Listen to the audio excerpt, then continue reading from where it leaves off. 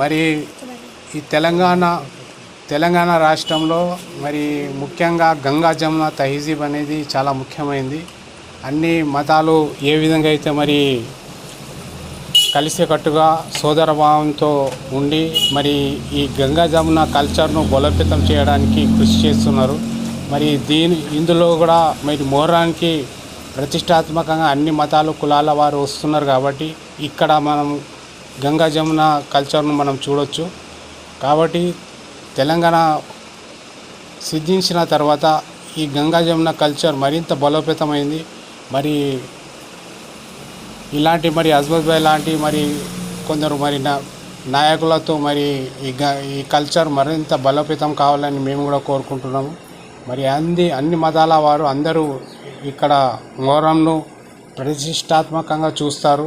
కాబట్టి వారందరికీ కూడా నేను సోదరభావంతో కలిసి ఉండాలని కోరుకుంటూ ప్రతి ఒక్కరికి నేను పేరు పేరున ధన్యవాదాలు తెలియజేసుకుంటున్నాను.